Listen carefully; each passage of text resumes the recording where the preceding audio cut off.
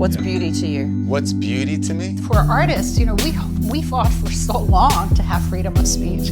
We have this technological revolution, but how does it impact our traditions? If I moved one person to do something, I'll take it. We have to remind humanity that we're one family.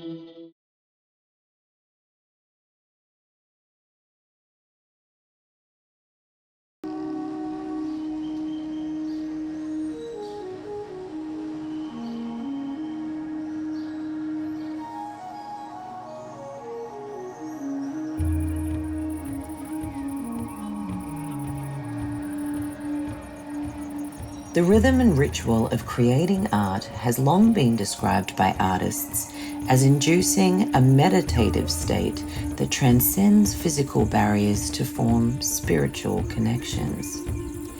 These unexplained experiences have long made many artists spiritually curious.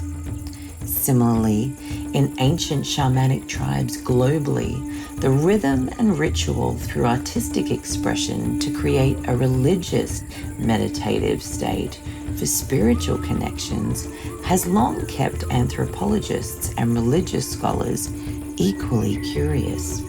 Because unlike other religions, these ancient shamanic beliefs seem remarkably universal. For example, the notion of a heaven and hell seems virtually non-existent in shamanic tribes.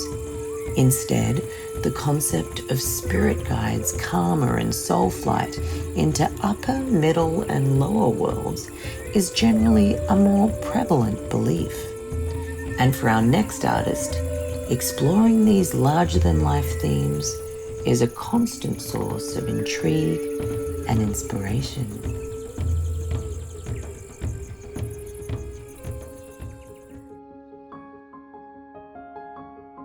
Meet Kristy Gordon, a Manhattan-based fine art painter and professor known for her Renaissance-style works depicting spiritual dimensions and mystical worlds.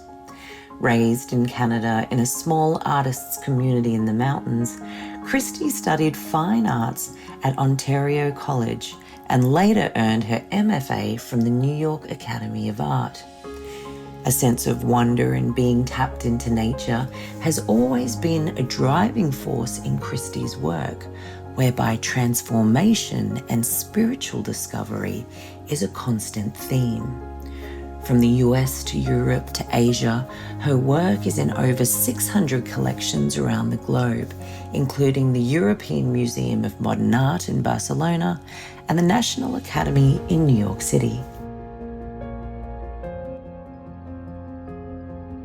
So I grew up in a really small town in the mountains called Nelson. It's a really artistic community. It's like well known as being really artistic. What about your mum and dad? My mom pretty much always wanted to be an artist, and she was an X-ray technician, but she did tons of art on the side. And now she's gotten into shows and she's doing art.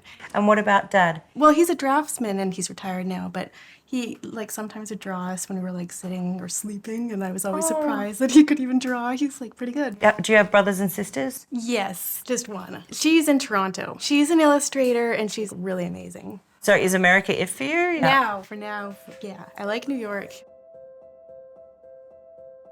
In school, so I think I was always sort of sensitive, and I always loved nature. So I think I was kind of a shy, quiet kid, and I would go walk on the rocks at lunch, or always playing in the forest, and lots of time alone and stuff. Art was really the only thing I ever wanted to do, but I didn't think that was an actual option. And my parents weren't. They had made the decision not to do art. My mom went into being an X-ray tech instead of being practical. Yeah. So it was later that I met an artist who was actually making a really good living off of his art, and that's when I decided to actually try pursue it. So somehow I've lucked out and gotten these very rare jobs where I'm the background painter on shows, which is very rare. Most of that's done in Korea. What is a background painter? So for example, when I was on Ren and Stimpy. Ren and Stimpy. Yeah. That's crazy.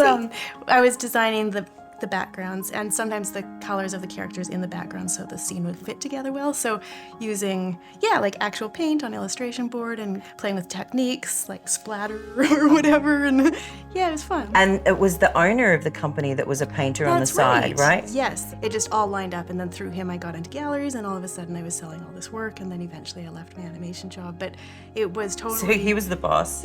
Yeah. He helped you with your artwork and then you left him.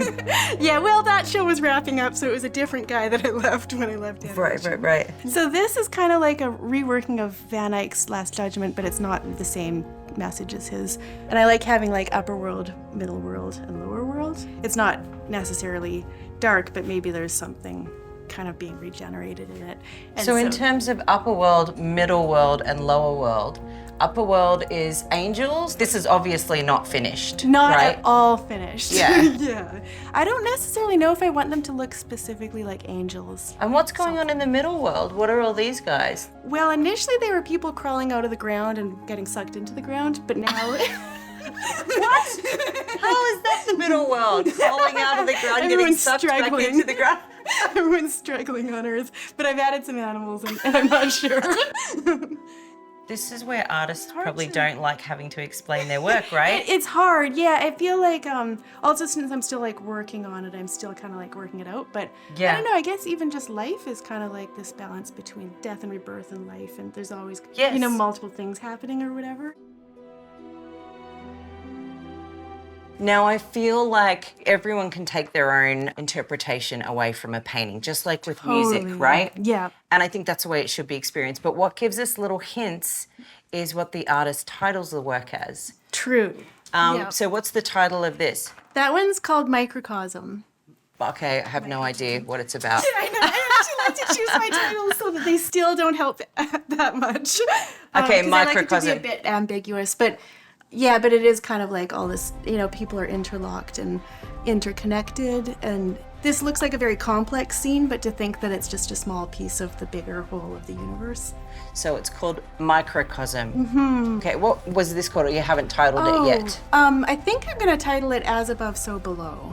As above, so below. This is called Brand New Colony. Brand new colony, and then so you've got a alien life form coming in there, brand new colony. So is it talking about outer space coming It could definitely be. It's touching on that possibility. on the theme? Yeah. Okay.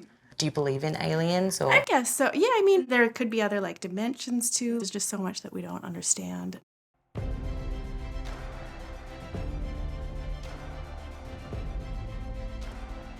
This one is called Uniforms and Ladders. You can see like a lot of my work, I keep it a little bit ambiguous, and I love that people can read into different things. I've been kind of playing with, again, the upper world, the middle world, and the lower world, and different representations for divinity. And then, this is kind of like sacred geometry, and she's like jumping for it.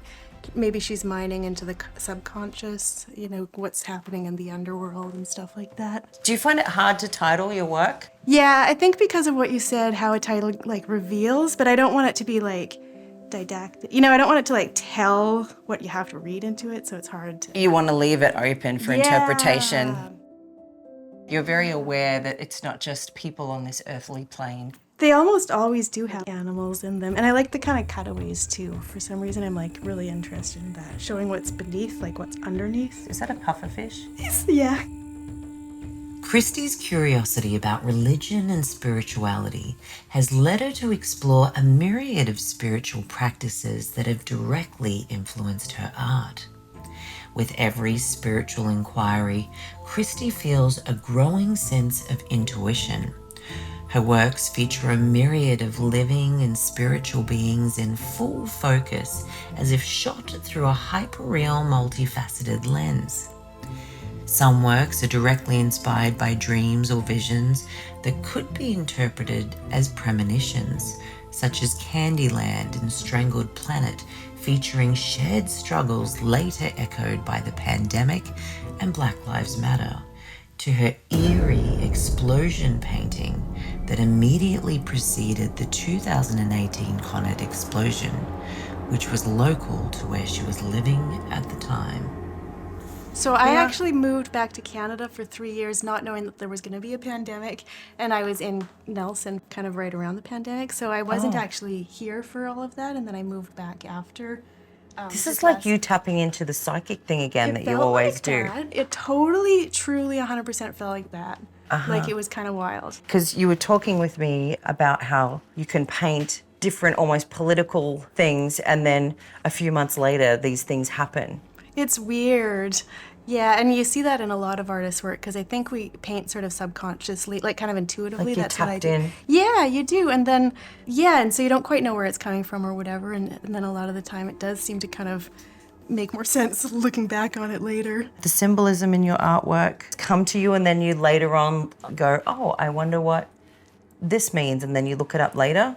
Yeah, pretty much. Like sometimes there's some imagery that I seem to be keeping, like repeating, like wolves or something like that. Wolves? What do Right wolves now- mean? Well, I don't even know if I have a specific answer for that, but they seem like an important animal spirit to me right now. Right now. Did you have a favorite teacher? Yeah, his name was Yuqi Wang. Yuqi Wang? Yuqi Wang, yeah, Y-U-Q-I space W-A-N-G. He's a realist artist, but he was able to play with like change things a little bit to make it sort of symbolic and be his own. And I think you were saying in a podcast that he was the person that changed your life. yeah, he did change my life. I think I just got this idea that I had to take this class with him, and I remember telling my mom that. I was like, Mom, I have to take this class. And she paid for this like 2-week workshop when I loved it, and I left crying, and I was like, he had this like 3-month one and we couldn't afford it, but I was like, I have to come. And then I got offered to be the teacher's assistant for that class and went and lived there for 3 months and studied with Oh, him. in China? That was actually in Santa Fe, but he was from China. You started off as a landscape painter, right? And then That's you true. later went into portraiture. Yeah, for a while there, my goal was to make one self-portrait a year, and I didn't expect the portraits to sell. I was like, well, this is going to be a career disaster. But then to my surprise, there was people like interested in the portraits too. You give my life color. You give my life color, color, color. You give my life color, color. Give my life color. You give my life color, color, color. You give my life color, color. So I was reading that you've had a lot of residencies around the world. I lived for a year in Italy, in Florence, and that was like amazing to be around all of the art. I find that it always like percolates into your work and sometimes for the rest of your life. So I think it still is influencing me, just the Italian Renaissance and the way that they construct their paintings, and yeah. The Renaissance period spans the late 14th to early 17th century in Europe, marking the transition from the Middle Ages to modern times. Renaissance art flourished in Florence, the capital of Italy's Tuscany region, due to its wealthy merchant class that became known for trading wool and investing in art. The European invention of the printing press in 1448 for the first time placed the power of knowledge directly into the hands of the people, not solely the church. From history and science to Roman and Greek philosophy and art, being well-read became a symbol of status, and religion a debatable topic. Artists shifted their focus away from mythical medieval philosophy featuring religion and nobility to depict more practical humanist philosophies featuring earthly settings centered on the human experience.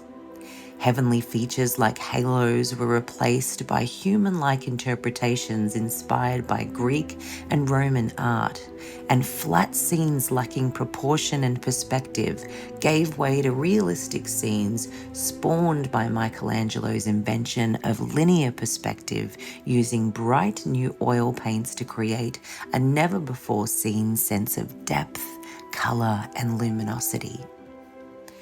The humanist idea that everyday people were worth painting is exemplified by Leonardo da Vinci's Mona Lisa painting, a groundbreaking portrait with a new 3/4 composition, shocking viewers with its lack of religion, depicting a merchant's wife with a direct gaze and mysteriously audacious smirk.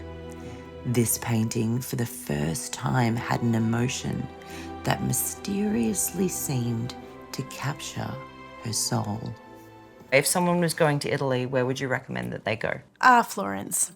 I think it has the most of the amazing Renaissance art, like the Uffizi and the Palazzo Pitti. I think the fact that it's a little bit small and the fact that you can easily walk everywhere is really wonderful.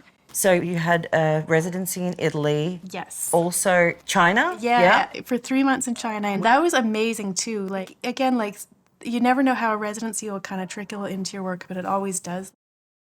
What kind of stuff do you write? Oh, just like with my titles, I like to make sure that it doesn't telling you what the painting's about. So I like it to just add more mystery. Just put complex stuff in there. So funny.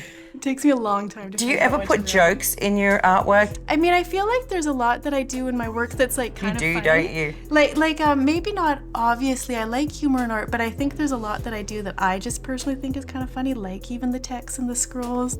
What's your thing? What would you watch? Well, I do like romantic comedies. Yes. Yeah. Me too. What about music? It might surprise you, but I used to Death be metal. like, yeah, pretty much. I used to be like in the punk scene as a teenager, but when I'm like painting, it might be something a bit more mellow sometimes. The punk scene. Yeah. Like who? All like totally obsolete. Nobody would ever have heard of them, but like Daddy's Hands and Flora Gore, just like indie punk. I have never heard Daddy's Hands. No, nobody. Actually, I was very surprised. I had a show in Canada recently, and Daddy's Hands was from nearby. But someone recognized the title of one of my paintings was called Strangled Planet, which is a Daddy's Hands song.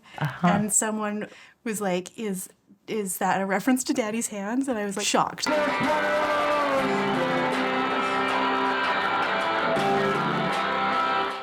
Favorite color? That's a tough one. Pink. Do you believe in God? I Or believe in you- God, like, yeah. and I do sometimes call it God, and it could also be universe or, different words. What's your podcast about? It's called Down to Art. And then you research people that you'd like to interview and then have them on. Are they all artists?